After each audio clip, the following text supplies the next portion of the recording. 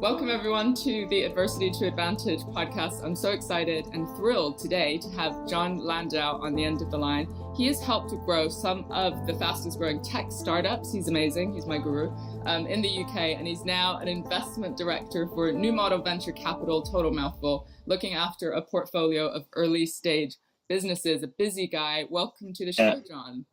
Hey there, Petra. Thanks very much. Appreciate it. Thanks for the intro. It was good. Good little mouthful, just getting me warmed up. You're amazing is pretty much what that said. I could have just been like, Jon Landau, amazing. Nonsense.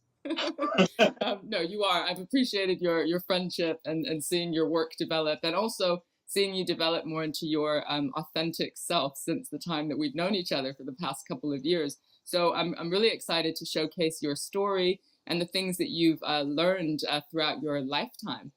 So, I mean, what is it about your business world at the moment that just excites you? What are you passionate about? As you said, I'm really passionate about early stage businesses. I've got a really good portfolio of companies that I'm working with now who are growing fast, really good opportunities to take their businesses global and look at other opportunities.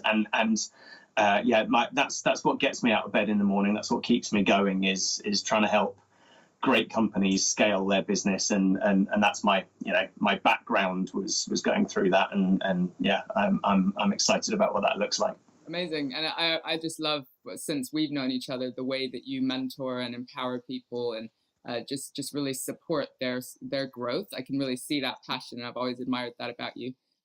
So let's go into your story. Give us a bit of context just about what was it like growing up. So if we just go right back, do you think parents' education system, do you think they just set you up for the real world and the man you are today?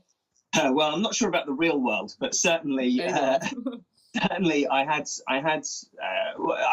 pretty much a kind of golden childhood, really. I mean, a very close-knit family. I'm an only child, so had a very close relationship with both my parents, my dad's brother as well, who didn't have any kids himself, so he was a very close part of our family. And really, my parents were pretty amazingly supportive. They put me through an amazing education at a great private school. I was in every sports team. I was decent enough at the education side of things to get decent enough grades. And overall, I really, it was a pretty happy, pretty golden, pretty straightforward childhood. As you said, I don't necessarily think it set me up for the real world, because I think I felt like I was a pretty solipsistic, entitled kind of kid. But that's unfortunately the way that a lot of kids are who go through that type of private education system, I guess. But either way, I certainly had a huge amount of advantages going into the world of work. Sure, and there's a whole sidestep there about education in general and whether it provides the emotional intelligence necessary to help us cope in the fast-paced sort of tech-based world now. Yeah, exactly that. And I think it took me a long time to realize what the world actually looked like and what I needed to do to work with other people in the right way, and to realize actually how I could maximize what I can do best, rather than just expect things to come to me. And do you think in that education system you had opportunity to build your own resilience through adversity or through challenges? I think so. I had, obviously, playing sport, playing other things, you kind of, you accept that adversity, you kind of overcome it, or you ignore it and you move on to the next thing. But I think really it was the thing that was underpinning everything about my childhood was that my parents, my dad built a business himself as an amazing entrepreneur. He built a business from his own bedroom and grew it into this brilliant company that ran for 35 odd years, employed about 100 people. My mum worked for it. His brother worked with him in it as well. So everything underpinning my family life was very much about the family business, was very much about, every holiday we took tended to have a bolt-on of let's visit a supplier, or let's go and do this and look at a piece of machinery or something like that, which I always loved. I never worried about that particularly. Every school holiday I would work for the business. I'd be up there and working with my family. So I feel like whether my schooling set me up for what I have kind of become in terms of entrepreneurial spirit, certainly my family's business set me up with that kind of entrepreneurial gene. Yeah, okay. And I always envy that, because there was none of that. Well, I guess we learned resourcefulness traveling all over the world, but definitely not the business thing. I feel like I've got to Google everything and YouTube everything. But we live in such an amazing day and age. But I probably am just I have a certain amount of self-belief that probably my dad drilled into me. Yeah, just like you have to have that like faith in yourself, even if there's less evidence. But obviously that's why I hang out with people as you, as with like you as well, because you just like echo this entrepreneurial wisdom. You honestly do. I appreciate it. I appreciate the flattery. It's not even shameless flattery. You've obviously made a whole career out of it, of like passing on the wisdom to other people. So let's go deep. Let's think about adversity and the themes therein. And I know you've got a bit of a story of sort of surprises that have hit your life and have sort of impacted your trajectory, and how you've had to pivot and think about looking after yourself in different ways. So talk us through what comes up when we think about adversity and those points. Yeah, absolutely. So I think pretty much, as I said, up until kind of leaving university and entering that kind of world of work, I didn't really face a huge amount of anything more than like I said, kind of basic adversity and challenges. Nothing that really was fazing me in life. I spent a year in industry after I left uni, and then actually my dad came to me and approached me and said, would I like to join the family business? And it kind of concerned me. I wasn't certain that I wanted to do that. I'd never really been sure throughout my life, even though I enjoyed being there and seeing it and learning from it. I'd never really thought that was my future. But I just thought, well, it would be a good place to learn. It would be a good place to get the additional skills and experience I needed, and also to take more responsibility earlier in my career. And so I agreed to kind of join the family business, and it was kind of an interesting balance of trying to make sure that I could represent myself rather than just being the boss's son, trying to make sure that I could build my own career without it just being a reflection of my dad or my family, and also trying to be myself rather than just be that member of the Landau family doing the same stuff that we have for however many years. And it was quite a tough job. I mean, I was traveling a lot. I was away. I was living with my girlfriend in London, but I was having to travel around Europe a lot. I was away quite a lot of the time, traveling around the UK as well. And then I was at a conference over in Germany for a week or so, and was on my feet for a lot of the time, talking to people, multiple languages, going out in the evening for drinks and dinners with clients, and the typical stuff of going away at a conference and doing everything you do. And my feet and my legs were just like lead, like blocks of ice. Totally heavy. I didn't know what was going on. I mean, it's freezing cold in Frankfurt in the middle of February. I just thought I was cold and tired and whatever. Go away, and it just didn't. And I got back home and it kind of subsided. And I noticed that there were a few other things. I had some numbness in my side. I had some numbness in my hands. Was struggling quite a lot with fatigue and illness generally. And eventually had an amazing GP at the time who, one of those GPs, I'm not sure they exist anymore, who really know you individually and are willing to talk to you about, honesty and making sure that they actually know your family history, etc. Sure. He just outright said to me that he thought that it might be multiple sclerosis. And I was really appreciative of him being, being honest about it. Sure. Because it gave me the opportunity to think about what that might mean. But I pretty much immediately went for an MRI scan, and was immediately straight after that, pretty much the day after, was told that there were plaques on my brain and on my spinal cord, and it looked like I had MS. And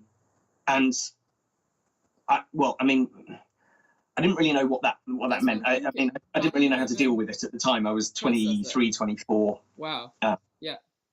And I'd always had this expectation that I was going to be, rocketing through my career. I was going to be earning loads of money. I was going to be, whether it was running my parents' business when my dad retired, or whether it was moving on from that and running something else, whatever it was, I really felt like I had a trajectory going on. Yeah, the fast track to success. Yeah. And suddenly I felt unsure about what that looked like. I went to see an MS nurse straight after my diagnosis, and she, to her credit, I think she was trying to be supportive, but she said, there are, some people are still working part-time in their 40s with MS. And I thought to myself, hang on a sec, so you mean I don't really have much of a career anymore? I'm going to be disabled. I'm going to be, I'm going to have to stop. And I had a really, really terrible first year. I was told it was likely going to be relapsing remitting, the course of MS, because I'd had symptoms and they'd subsided and then come back again. And I had a really terrible year. What does that mean? What does that look like? So effectively, I would have weeks where I would be using a walking stick and needing to, and struggling to get around. I'd struggle to be getting out of bed. Certainly doing my job was very hard. Traveling around was very difficult to do. It put a lot of pressure on my relationship at the time with my girlfriend, who was an amazing support and is now my wife and mother of my children, and has been my rock throughout. But it obviously puts a lot of pressure on what that looks like, because she's not sure what the future looks like for us. But besides the physical aspect of tiredness and that, I'm curious about like how your brain, like psychologically, was dealing with it. Were you able to transition to asking for help to handle stairs or to get up, or like what was that bit like? It was hard. So I asked for, obviously, I'm working with my parents and they're being very, very, very supportive as they can be. Sure. They must be in shock too. And for them, it was an enormous shock. I mean, I don't think my mum's recovered from it yet, frankly. Right. But they obviously, they were great. But obviously, as parents, they're worried about things the whole time. So, and they know everything that's going on. So you can't really kind of just ask for reasonable adjustments at work. You've got your parents really worried about you and kind of fussing over you, and it doesn't. Whilst it's great, it also doesn't really help. But the biggest issue with it really came when the kind of financial crisis started around 2006, 2007. Effectively the family business for could give a long drawn out story of it, but effectively the business collapsed and lost some of its key customers and was really struggling to pay the bills. We had to make a lot of redundancies, and then we needed to look for someone as an emergency investor to come and take over the running of the business. And this guy came in during this period where I'm really not sure what things look like for me. And he came into the business and just made me the scapegoat for everything that was wrong with the company. MS is, even if you're sometimes struggling to get around, it's an invisible illness. I don't look any different. I'm not in a wheelchair. I'm not. Yeah. But he just saw that as weakness, and he said as such. He just said, "You're being weak. Get on with it. You just want to spend more time in bed with your girlfriend. I'm not interested in making any adjustments for your life. You're either working or you can piss off." And effectively, what it ended up doing was putting me in the position. This is where the psychological aspect comes into it more. Is it put me in a position where I now have the kind of 55% owner of my family's business discriminating against me. It's the first time I've ever felt any discrimination in my life. As I said, I've had all these advantages all my life. I've never had anything like this happen. I've got this guy really being awful to me.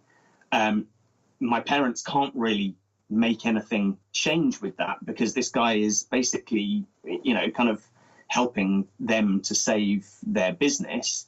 At the same time, the business was still collapsing. Even with his support, he was useless, frankly. And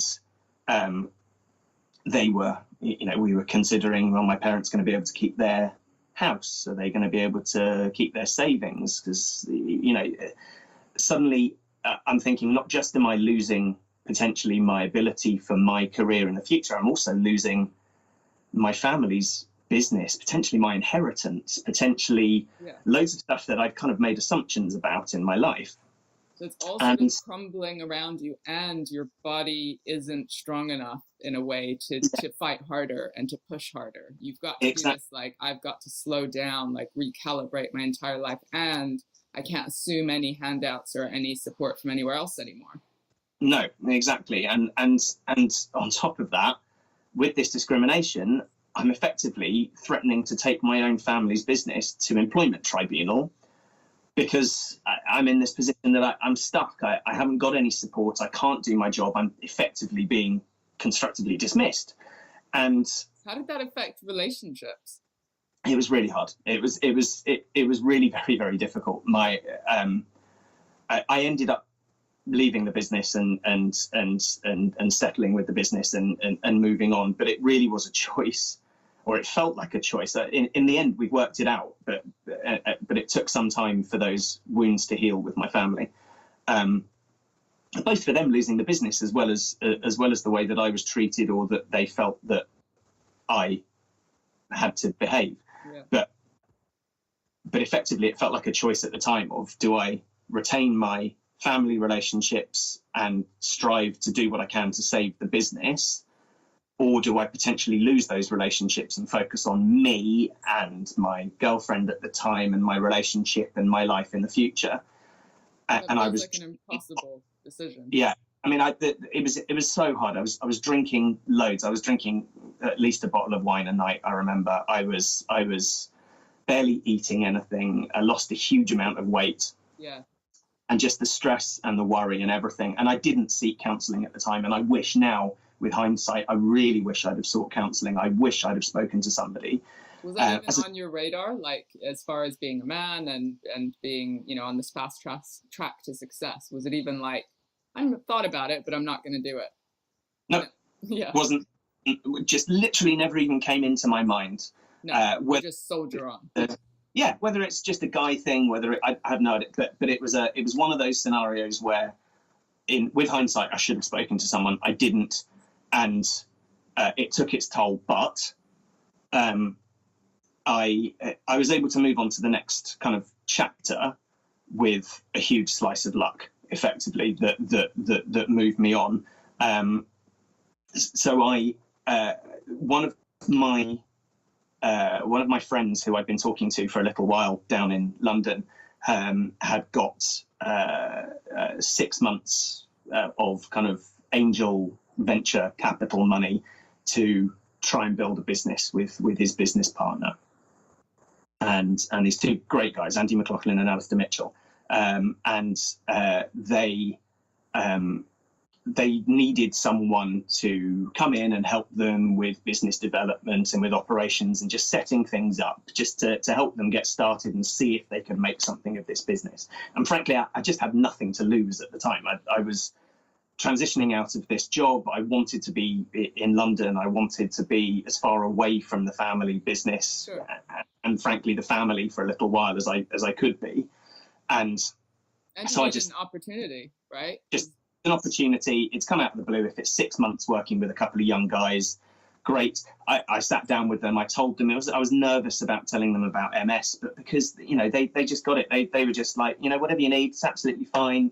We're just going to try and do what we can with this and kind of make it as easy as possible. I mean, their whole mindset was about changing the whole model of work, that we can have flexibility, that the internet was blossoming, and we can use the tools that we're trying to build and be able to work remotely more effectively. Sounds perfect. Sorry, Sounds perfect. Yeah. It was, in theory, it was perfect, and I was really, really motivated to make it happen. And basically, we built this absolutely incredible business called Huddle, and within a few months of starting, we'd won loads of customers, and we'd raised another couple of £1 million in venture capital funding to build out the teams. And within a few years after that, we'd raised around 50 million in additional venture capital, and we've got offices in San Francisco and New York and DC, and we're a global business, and we've got nearly 200 staff, and I'm absolutely at the center of something again, and my career's skyrocketing, and this just came out of just grabbing that one opportunity that just came up at the right time for me, and I think. That was obviously hugely important for me, huge slice of luck, hugely important for me and for my confidence. That's and what I guess thinking, confidence and identity and feeling a sense of belonging, and not like an outcast or like your illness is now going to stop you, but feeling purposeful about something. Exactly, and having that sense of Huddle's mission being this, changing the world of work, changing the way people collaborate, actually allowing me to think about how someone with MS could also change the way of other people who have disabilities being able to utilize technology to help them as well. So it kind of started that mission for me, Sure. as around how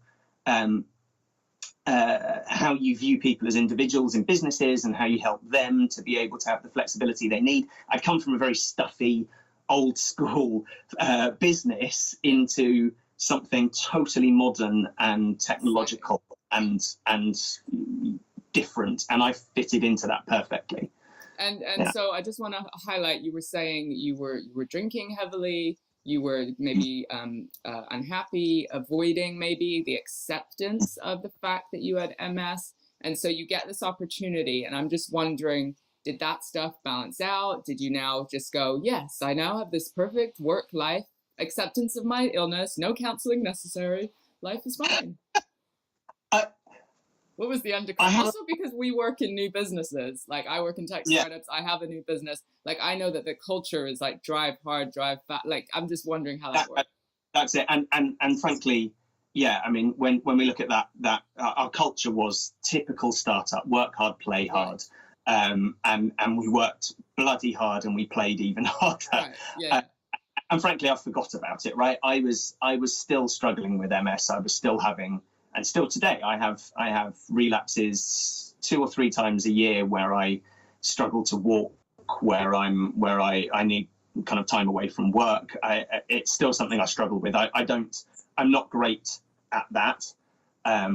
Keeping active mentally and physically really helps the MS, and it's something that I'm conscious of as well. But you've had to learn that.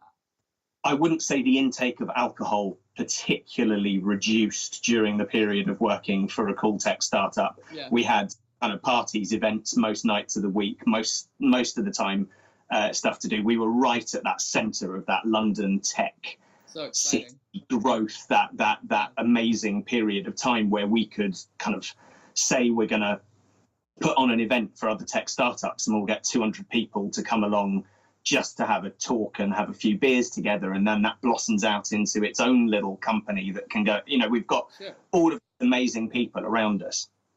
And I would say so by 2009 time, let's kind of take it to there, I'm sky high.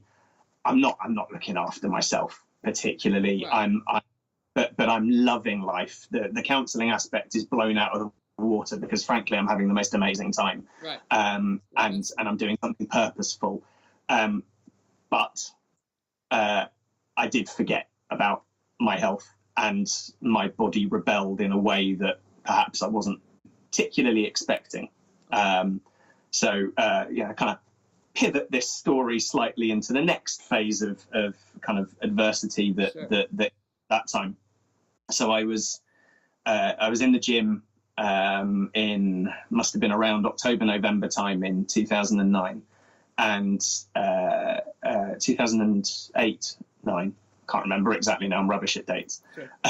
But I was sat in the gym, and I felt uncomfortable, and I felt a lump, and I thought that wasn't there yesterday, even probably.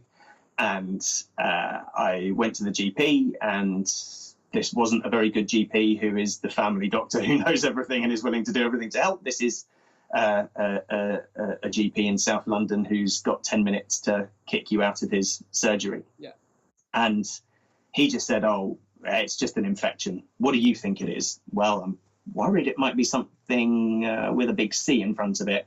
"No, don't worry. It's an infection." "Nonsense. Take some antibiotics." 2 weeks later, it's just getting bigger, and I'm seriously worried. And I went to get a second opinion, and was basically told pretty much immediately that it's cancer, and that they need to operate and get on with it. And so it pretty much the next day I had an operation, had my testicle removed, and was suddenly, and you have that horrible wait. You're told it's cancer, or that it's a tumor, and I was very lucky to be rushed into hospital and have very quick surgery, but then you have that wait, and you have that period of time where you're sat there thinking, what goes on in your head? And that's it. So I mean, suddenly I'm not just thinking about the MS stuff that's been troubling me, and that I've basically pushed to one side in my life for right or wrong. I'm now not just considering the future of what my career looks like, or what my health looks like. I'm now thinking about, actually, am I going to survive? I'm having to tell my parents that I've got cancer, and that I don't know what the pathology looks like yet, but it's obviously grown quite quickly, and I've been rushed into hospital. I'm having to face up to the, however old I was then, we're having to talk about, we thought about having children. In the event of my death, should we freeze some sperm so that my wife might be able to have my children? And you're just having these conversations, and decisions you just have no blueprint for making. Yeah, and you're just absolutely at a loss. But I mean, I guess the pathology came back, and it was a very it's the worst type of kind of testicular cancer. It was a very fast growing cancer, but they thought and hoped they'd got rid of it all.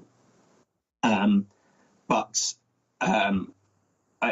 you still have that and I mean, weirdly enough, my MS stopped me from having chemotherapy, because my specialists told me that basically there's a 99 point whatever % chance, if I have a 6-week chemotherapy course, that the whole thing will go away and won't come back again, and make sure that we've nuked it.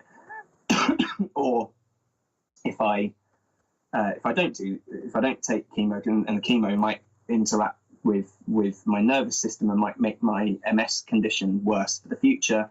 Or there's decision, like an 80 chance, of it not coming back anyway, and we'll just monitor you closely. But what it basically means is every 3 months you're coming back in for blood tests and having that nervous wait again every 3 months for the next 5 years. to see whether anything's come back or whether things are happening, whether you're going to need the chemo anyway. But I mean, look, I'm amazingly lucky. Sure. I am, as of a few weeks ago, I'm 10 years clear of cancer, and feel amazingly lucky that that's the case. But at the time, you're sitting there thinking, right, now what? Now what? I've got, this amazing company, massive opportunities. We're growing this business. I'm right at the center of this business that we're growing. The team there are amazingly supportive. I mean, they're incredibly supportive. Take whatever time off you need. Take whatever you want to do. We'll support you. Don't worry about it. But if I remember correctly, that's not what you did. No. I took 2 weeks off work. Yeah. I was back in the office in my pajamas, taking meetings because I needed to prove myself. And I'm such an idiot. I look back at this. Who and why? Like, what was in your mind? Like, was it FOMO? Were you like just going, I'm going to go backwards if I'm not present? My biggest problem in life is FOMO. I think I hate that. I've always been the guy who wants to be last standing at the bar, who wants to be on the dance floor, who wants to be, there at the end. I don't want to miss a single second of anything. So this must feel like the universe was just being cruel. Yeah, playing tricks on you. I just absolutely thought I've not looked after myself properly, or someone is saying, Johnny, tough shit, move on. You can't keep doing this. But I just refused. And again, I didn't really think much about it. I just did it. I didn't want to be benched. I didn't want to be the guy who gave up. I didn't want to be the person who said, I'm not strong enough to get through this. But I still don't really know how I reconciled all of that, frankly. And the title, just like, I didn't want to be benched, like the fear that if you're not showing up at the same capacity in exactly the same way as everyone else within your culture, or everyone else you assume is showing up in that way, that somehow that's a mark against you. Exactly. Yeah. And I think it's really interesting because that's kind of, it's made me think about what that looks like, because I think one of the things that I'm really clear about, that I didn't realize at the time that I do realize now, especially with an invisible condition like MS, is that everyone has problems that they bring to work. Everyone has something. And just because you don't own up to your something to people doesn't mean that you're not experiencing it. It doesn't mean that they're not experiencing something themselves. And actually, that level of, we've talked about authenticity a lot, that level of showing authenticity and being able to understand that other people have problems, whether they're big capital letter things like MS and the big C, or whether they're simply, their relationships breaking up, or they're struggling to find to live next, or whatever it is. Yeah. Everyone is bringing something, some fear, some problems, some issues to work with them. And I think I never realized that. I just always assumed everyone else around me is perfect and really strong, and I've got to prove myself to be perfect and strong myself. Otherwise, everybody's thinking that, aren't they? In this comparing sort of culture of like, let's put our mask on and assume that, what's the saying? We compare our insides to other people's outsides. It's not like a fair comparison, right? And I love what you're saying. It's like noticing that everyone has a story or a something can act as a connecting point so that we can actually support each other, be more productive even, and create greater businesses, but through a place of authentic support and connection. Exactly. It's to build that culture. And so, I left Huddle in 2013 in the end, when I realized that, I was spending so much of my life. We'd actually, my wife and I had then had our first kid, which was amazing to be able to do that. And I was having to travel internationally a lot. I was basically working on San Francisco time as well as London time. And it was really, that was taking its toll on me. It was just the opportunity. It was just the right time to think, you know, I've helped build this absolutely outstanding international business. But I think I need to take stock over things and think about life a little bit more. And I'd never given myself that opportunity to take stock. So I took 3 months off completely from work. I was lucky enough to have that money in my back pocket, and actually went and lived for a month of that on Lake Como. Just got a house in Italy and lived on Lake Como, and it just gave me an opportunity to be with my little boy, who was 18 months at the time. Just hang out and think, what's next? What do I want?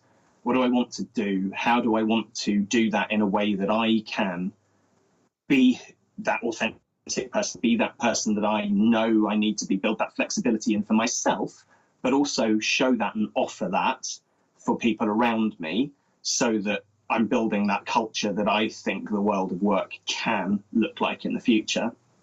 And I ended up taking an opportunity with a friend of mine who'd also come out of Huddle as well, and started a business, and was looking for a partner to come in and help him build that business. And so again, I'd spent the 5 years from that period with him, building another amazing technology startup, where it's smaller than Huddle, but yes, and something I've realized that is meaningful to you. And I'm hearing you created space, and you made a decision based on what was going to work for you and your family, that your perspective changed somewhat based on sort of facing the sea and possible death in the face, and that slowly impacted you. But I'm curious if you would, this might seem like a silly question, but in those like diagnoses, the doctor's rooms, the alcohol, the trying to cope, like, could you point to any kind of rock bottom or catalyst moment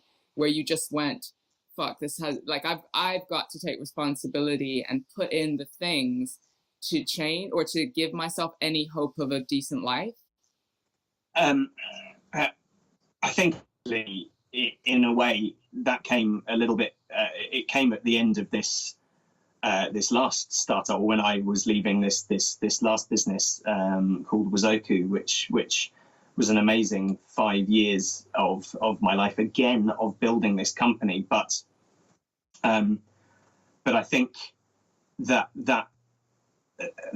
I don't know whether it's a rock bottom, or whether it's that, I wouldn't characterize it necessarily as that, but just that I think it's a realization for me of maybe it's just growing up. Maybe it's just suddenly being able to own up to it and say, do you know what, this is not something that I want to keep thinking is holding me back. And I think for that period, I don't think I felt like that, but I just think I know that I have to make adjustments for me in my life. I haven't got it perfect by any means. But I think having children, and we've had another kid now 7 months ago, so I'm kind of going through that early stage parenthood thing again now. Yeah. But I think having kids makes you realize, I think, obviously, that I want to be around, I want to be present. I don't want to be an absent father for them. I don't want everything to be about work. And I think maybe it takes it back to my childhood myself, and the fact that everything about my childhood, everything about the way that my upbringing was about work, was about the family business, was about everything being tied to that. And I think the realization that I don't want that to be the thing that drives my life, my relationship with my kids, my familial circumstances. I want that to be about, actually, how can I and my family have the flexibility to be present, to be together when we want to be, to have the flexibility that allows us to put kind of life first. Amazing. And so you've obviously, sorry, go ahead. No, please go ahead. So you've obviously learned some lessons just around, how to reflect. And of course, you've had some catalyst moments just as far as your family developing, being in a position where you could make more choices because of how you've invested in work and that sort of thing.